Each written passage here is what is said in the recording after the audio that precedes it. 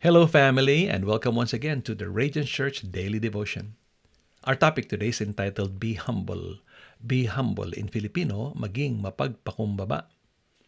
This is now part number 15 of our 30-day series on good manners and right conduct. Our verse for today is found in Philippians chapter 2, verse 3. Here's what the Bible says. Don't be selfish. Don't try to impress others. Be humble, thinking of others as better than yourself. Simpleng-simple lang. Huwag maging makasarili, huwag pa-impress, maging mapagpakumbaba, at laging iisipin ang ibang tao ay mas magaling kaysa sayo. Yun ang simula ng pagiging humble. Let's move on to our reflections. Ano ba tong humility? What does it mean to be humble? Well, initially, humility is an elusive virtue. Ito ay isang may pagka-misteryosong katangian. Why?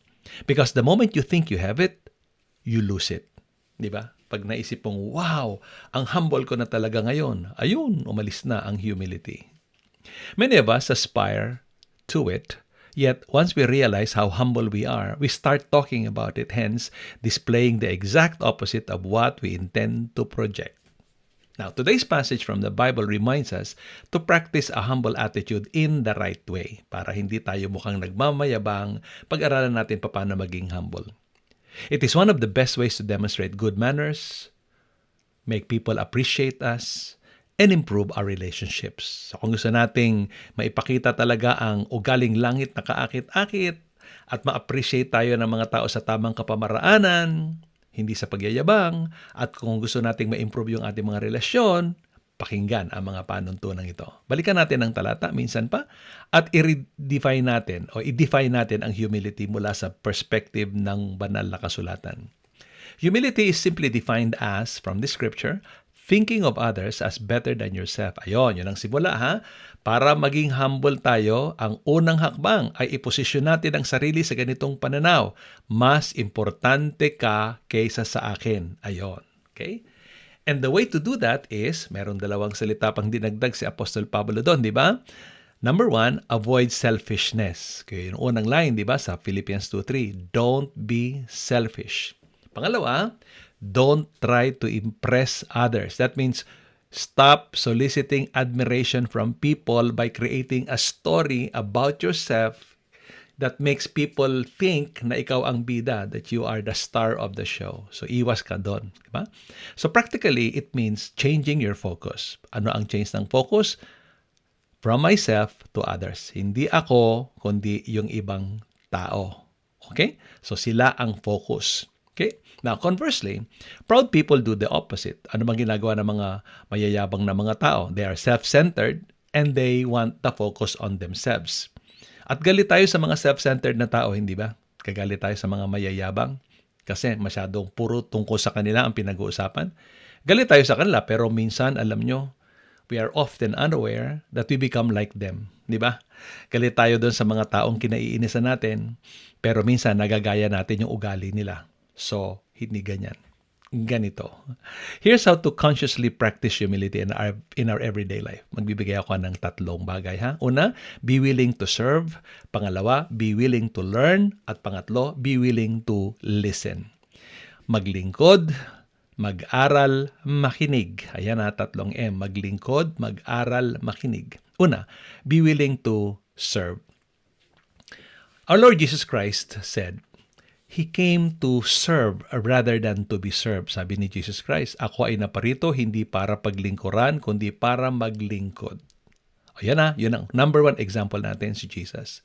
Furthermore, in Matthew 11:28-29, sabi niya, come to me, all you who are heavily laden, and I will give you rest. Yung pangalawang linya, napakaganda. Let me teach you because I am humble and gentle at heart. Ayan si Jesus. Siya ay humble at gentle, dapat maging katulad niya tayo. So ano ibig sabihin yan? Always seek an opportunity to be of service to others in any way you can. Lagi kang mag-aabang ng pagkakataon na makapaglingkod. Huwag kang maghintay na paglingkuran kasi maiinis ka lang. Ikaw na ang maglingkod. Hindi ba? Pinoy na Pinoy yan. Our deeply embedded in our Filipino culture is this question, ano po ang maipaglilingkod ko sa inyo? Di ba? We have been taught by our parents to always ask that question, what can I do for you? And that's deeply embedded in our culture. So kung kayo mga Pilipino, hindi na kayo mahirapan i-apply yan sa inyong mga buhay. So una ha, be willing to serve. Like Jesus, maglingkod. Pangalawa, be willing to learn, mag-aral. Maging handang matuto sa iba. Yun ang ibig sabihin yan. When Jesus wanted to teach His disciples about humility, you know what He did? He called for a young child. Pinatayo niya sa gitna ng mga tao. Okay? He asked this child to stand in the midst of all of His disciples, and He said these words, "Anyone who becomes as humble as this little child is the greatest in the kingdom of heaven." Matthew 18:4. Bakit ba? Ano bang meron dun sa bata? How do most children practice humility? Here's my answer. They always ask. Di ba kung meron kayong mga 2 or 3-year-old na anak, lagi nagtatanong, Mami, ano bang ibig sabihin? Daddy, ano bang ibig sabihin? Hindi ba? And they don't pretend to know the answer. Ganyan ang pagiging humble. Humility is refraining from proving that you know better than others. It's refraining from proving that you are always right. So ang taong humble, willing matuto. Hindi ba? So, kaya tayo nag-aaway minsan o nakikipag-away sa ibang tao kasi ang galing-galing natin at ayaw nating maturuan. So, ang pangalawa ha, be willing to learn. Una, be willing to serve, maglingkod. Pangalawa, be willing to learn, mag-aral. At punta tayo sa pangatlo. Be willing to listen. Yan ang pinakamahalaga, hindi ba? A humble person will always try to understand before he speaks. Di ba sinabi na yan sa Book of James? Be quick to listen, di ba? Slow to speak and slow to get angry. Alam po ba ninyo na ang pinakamalaking regalo, the greatest gift that you could give anyone is focused attention. So, practice good manners and learn to listen. Yon ang ibig sabihin niyan. Alright, yun ang 3 paraan para maging humble tayo. Ha, ulitin ko po, minsan pa, be willing to serve, maglingkod. Be willing to learn, mag-aral o matutong makinig sa iba o matuto sa iba.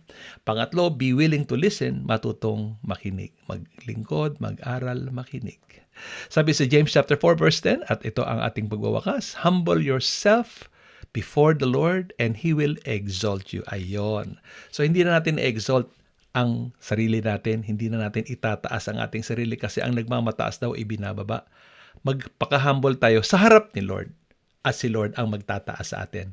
O yon, kaibigan, di mo na kailangang magyabang.